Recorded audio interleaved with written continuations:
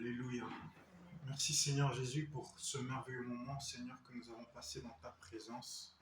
Merci pour ce temps de louange, Seigneur Père éternel, de qualité, Seigneur, que nous a permis d'expérimenter, Seigneur. Merci car tu as conduit toutes choses, Saint-Esprit de Dieu. Merci car tu es fidèle. Ta parole déclare que lorsque 2 ou 3 sont réunis en ton nom, tu es là, présent au milieu d'eux, Seigneur. Et vraiment, nous avons pu ressentir, Seigneur, ta présence en ce lieu.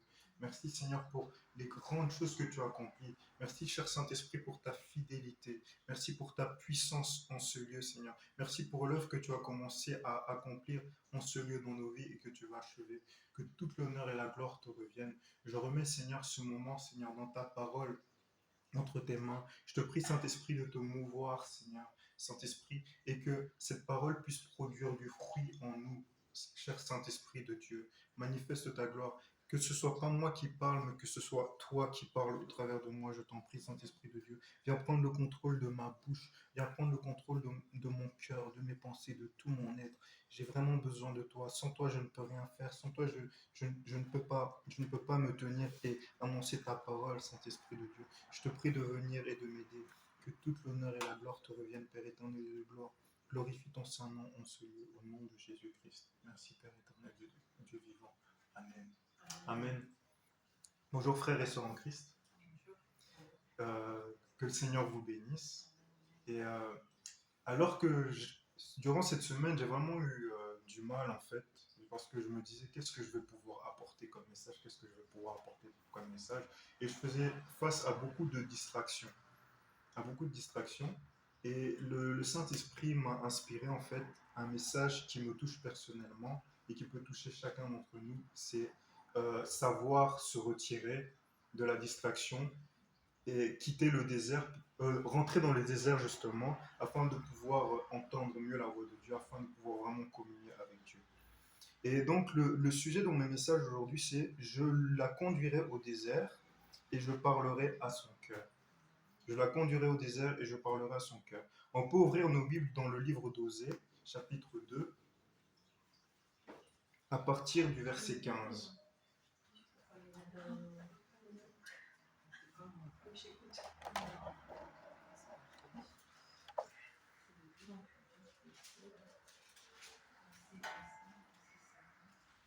Osée 2, 15, 16.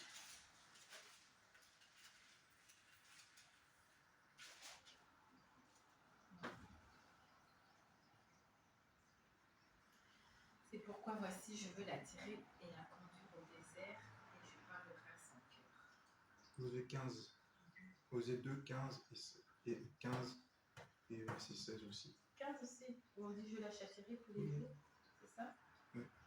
Je la châtirai pour les jours où elle encensait les Baals, où elle se barrait de ses anneaux et de ses colliers, allait vers ses amants et m'oubliait, dit l'Éternel. C'est pourquoi voici, je veux l'attirer et la conduire au désert, et je parlerai à son cœur. Amen. Amen. Ici, pour contextualiser ce qui se passe, en fait, c'est que Dieu aime Israël. Et Israël, en fait, ça nous représente nous aussi, en tant que chrétiens, en tant que chrétiennes, etc.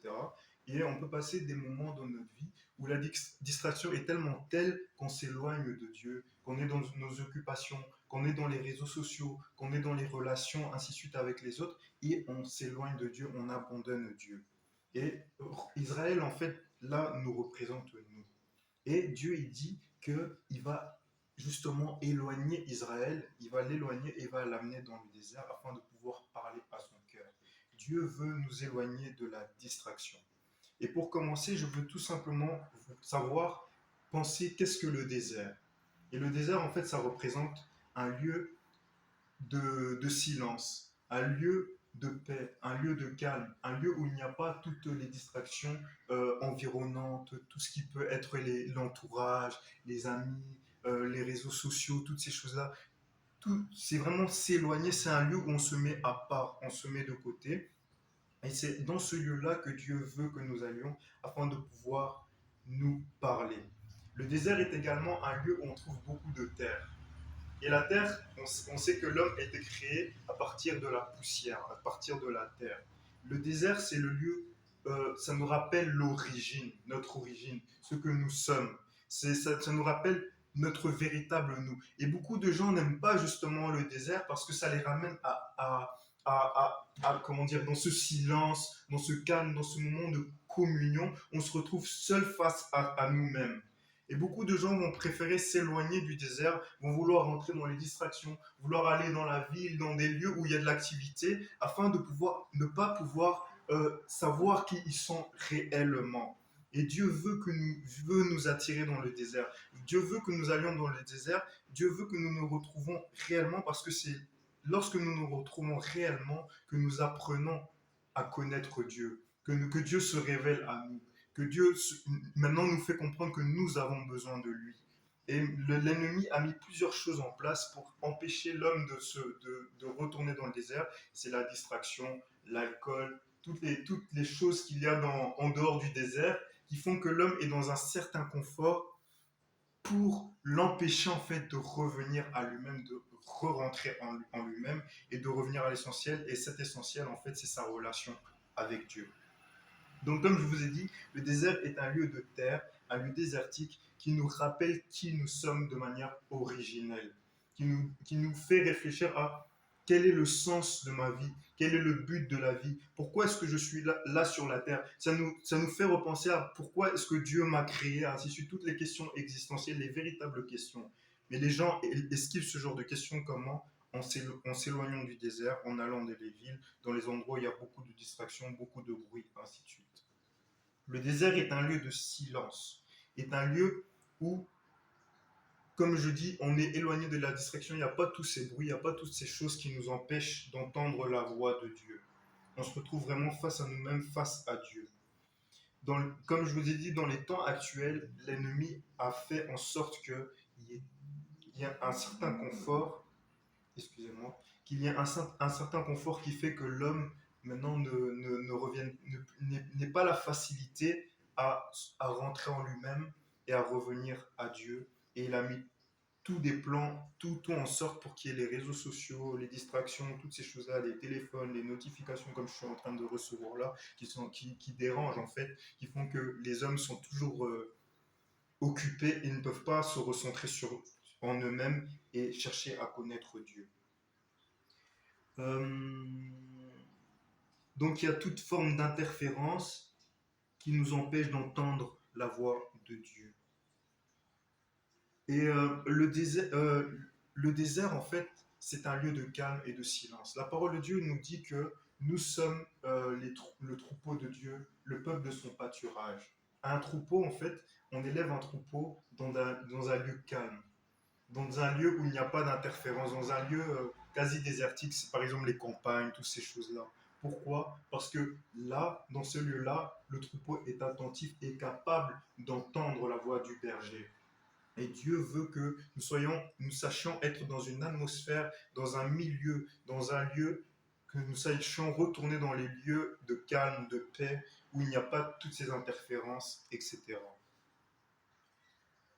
Donc, c'est-à-dire dans des lieux désertiques, des lieux de paix. C'est important de savoir se couper en fait de tout ce qui est les réseaux sociaux, les distractions, même les personnes, les relations que nous pouvons avoir pour avoir des temps de qualité avec le Seigneur.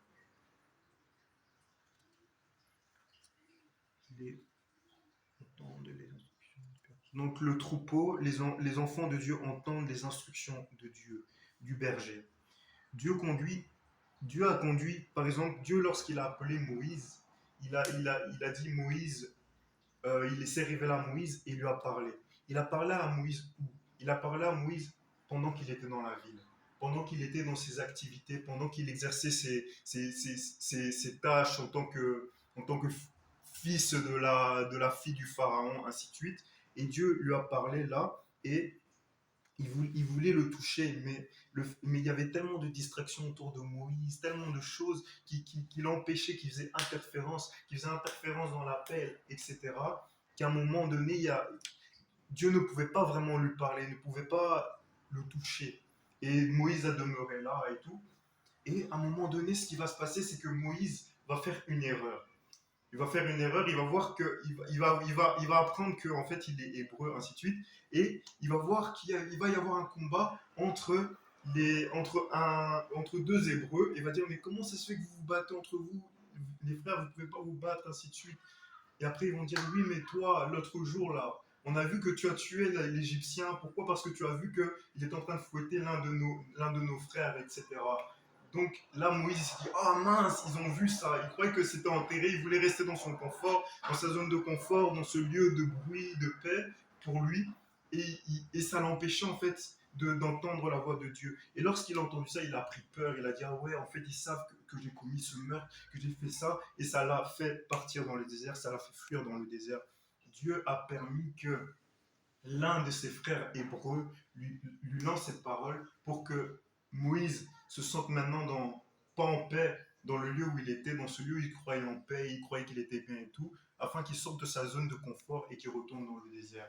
Et qu'est-ce qu'on va voir? On va voir que lorsque Moïse va aller dans le désert, c'est là maintenant qu'il sera dans une atmosphère favorable pour pouvoir véritablement entendre la voix de Dieu, pour que Dieu puisse véritablement lui parler. Et c'est dans le désert là que Moïse a vraiment eu la communion avec Dieu pendant 40 ans dans le désert. Dieu l'a parlé. Dieu a retiré l'amour excessif de l'Égypte, l'amour excessif du monde, de la distraction et tout.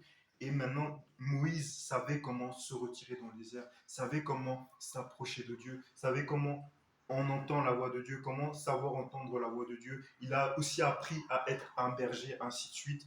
Il savait comment se comporter avec le peuple. Dieu l'a préparé dans le désert. Et c'est ce que Dieu veut faire. Dieu veut nous attirer dans le désert afin de parler à nos cœurs, afin de se révéler à nous et afin que nous ayons cette capacité justement à se remémorer du désert, à se rappeler du désert et à savoir retourner dans le désert dans nos cœurs.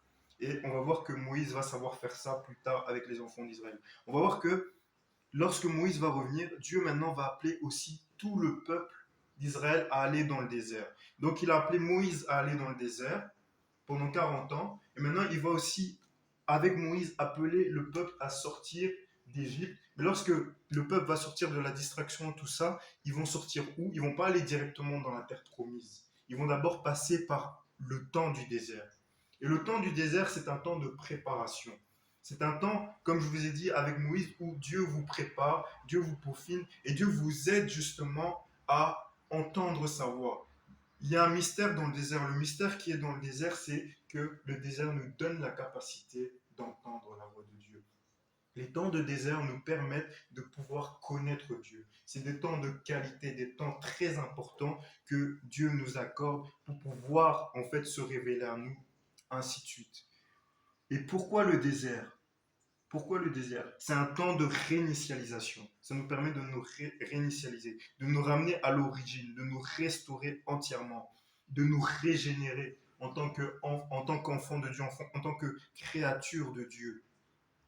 Et ça permet de nous émonder, d'enlever l'Égypte de nous, comme ça a été le cas pour Moïse. Ça a enlevé l'Égypte de lui. Mais le peuple d'Israël, on va voir qu'ils avaient du mal à retirer l'Égypte d'eux. Lorsqu'ils étaient dans le désert, on voit que c'était un temps où Dieu retirait, en fait, voulait retirer le mal d'eux. Et on va voir ils étaient là dans le désert, ils disaient, ah, mais en Égypte, on était bien, on mangeait des concombres, on avait de la viande, on avait ci, on avait ça, on avait ça. Et Dieu va dire, ils ont encore trop, ils ont encore l'Égypte. Ils ont encore l'Égypte en eux. Ils ont encore tous ces trucs en eux. Ils ont encore les veaux d'or, l'idolâtrie en eux. Et c'était ça le temps de préparation. C'est un temps où Dieu, en fait, dans le désert, retire tout le mal de toi et te permet de le voir, de le contempler, de le connaître. Et on va voir que le peuple, alors qu'ils étaient dans le désert, ils ont expérimenté. Le désert est un lieu où tu expérimentes la gloire de Dieu. Tu expérimentes des choses spirituelles. On va voir que le peuple, lorsqu'ils vont voir Moïse, ils vont voir que son visage brillait, ainsi de suite. Il est même écrit qu'ils vont même entendre. Ils vont entendre le bruit de tonnerre, tout ça, la voix de Dieu. Ils vont tous avoir peur. Ils vont tous avoir peur. Pourquoi? Parce que ils entendaient la voix de Dieu, ils voyaient la nuée, la colonne de feu, ils voyaient la colonne de feu de nuit et la nuée de jour, ainsi de suite. Ils expérimentaient de grandes choses spirituelles. Dans le désert, tu expérimentes de grandes choses avec Dieu. Dans le désert, le désert te permet en fait d'avoir, comment dire, d'être enraciné en Dieu. Lorsque tu es passé par le désert avec Dieu, tu as une véritable relation avec Dieu, tu as une véritable intimité avec Dieu, tu as un véritable témoignage avec Dieu et rien ne peut t'ébranler. C'est pour ça que l'on voit que Israël peut tenir ferme. Pourquoi? Parce qu'ils ont cette histoire avec Dieu. Ils ont cette histoire du désert avec Dieu, avec Moïse, de comment Dieu les a délivrés, comment Dieu les a sauvés, comment Dieu a ouvert la mer rouge, ainsi de suite. Ça, c'est les expériences que le désert nous accorde. Euh, Dans la parole de Dieu, on peut ouvrir Matthieu 4, 1. On voit que Jésus était conduit dans le désert. Matthieu 4, chapitre 1.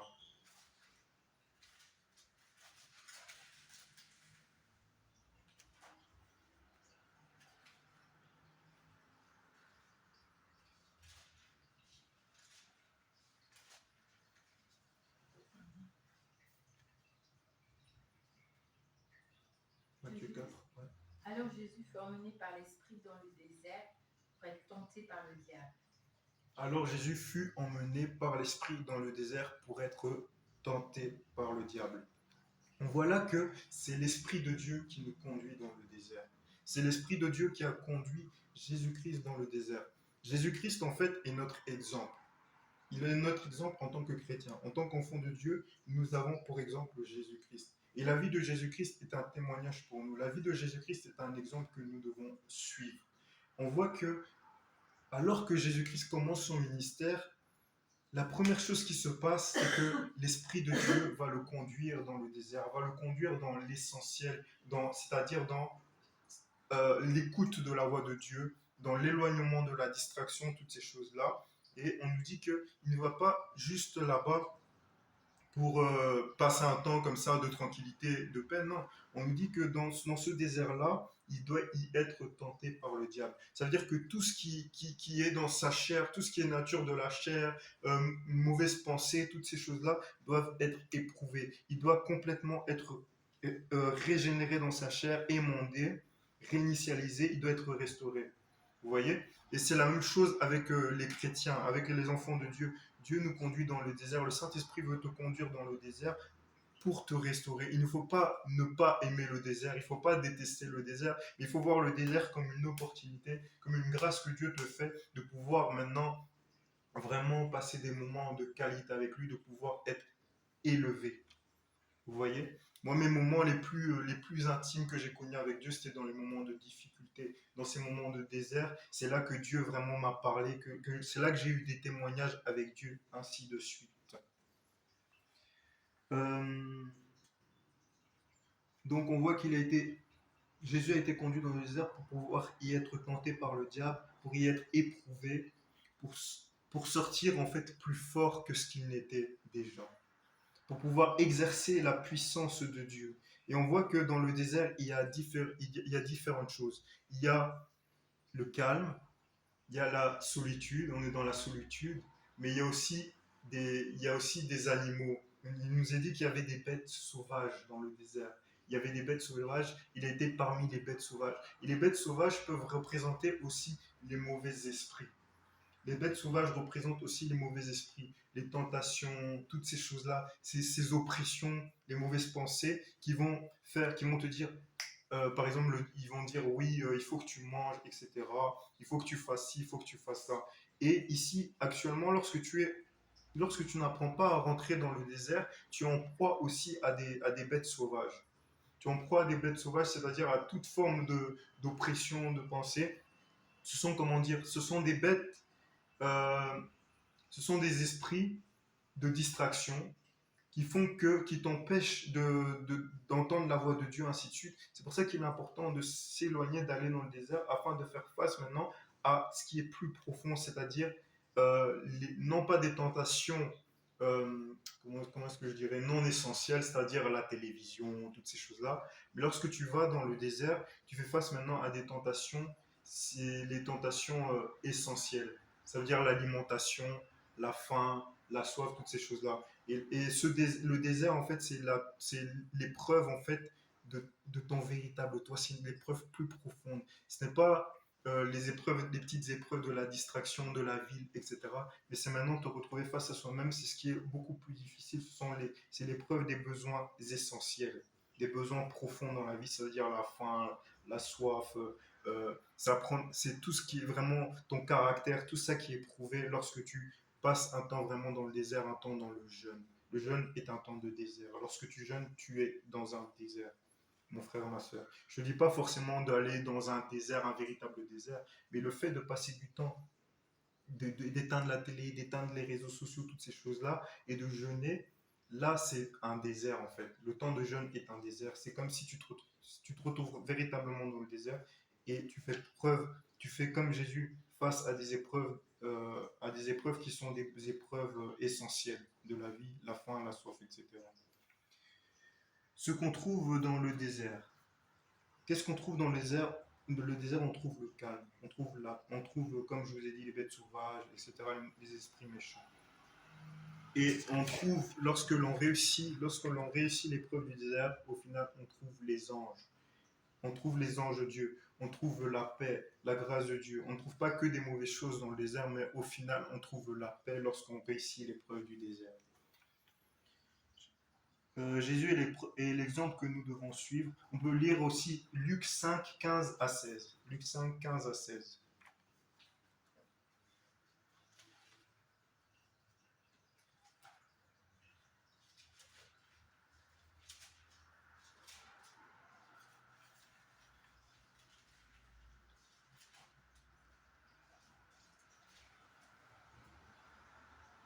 Sa renommée se répandait de plus en plus et les gens venaient aussi pour l'entendre et pour être guéris de leur maladie. Et lui, il se retirait dans les déserts et priait. Amen. Amen. Ici, on voit que la renommée du Seigneur Jésus-Christ se répandait de plus en plus. Jésus-Christ commençait vraiment à être, on va dire, une superstar, ainsi de suite. Et ça, c'est une tentation, en fait. Lorsque ta renommée se répand de plus en plus, les gens vont te lancer des fleurs, ils vont te dire des choses, etc., qui vont te faire te sentir bien, et ton âme est comblée. Vous voyez? Et tu ne ressentiras pas forcément ce besoin d'aller te retirer dans le désert. Mais là, on voit que Jésus-Christ est l'exemple par excellence à suivre. Et alors qu'il est au plus haut, au sommet de son ministère, il va toujours avoir le réflexe de se retirer dans les déserts afin d'aller prier, afin d'avoir des temps de communion, de qualité avec Dieu. Et c'est ça que nous devons faire, frères et sœurs en Christ, c'est que même si nous passons par des bons moments, toujours penser désert, toujours avoir le désert à l'esprit et savoir rentrer en nous-mêmes, savoir s'éloigner de la foule, savoir s'éloigner de tout le monde pour pouvoir passer du temps avec Dieu. Reste dans le désert, mon frère, ma soeur. Sache rester dans les désert, sache t'éloigner de la foule, sache t'éloigner de la ville et sache retourner dans le désert avec Dieu. Parce que c'est là que tu retrouves ta communion avec Dieu, avec le Seigneur. Et c'est ce que le Seigneur Jésus-Christ faisait. Il se retirait dans les déserts pour prier. Nous devons avoir des déserts, des lieux de rencontre avec Dieu dans la prière. Ça, c'est hyper important. Jeûne, euh, privation, éloignement de la distraction, etc.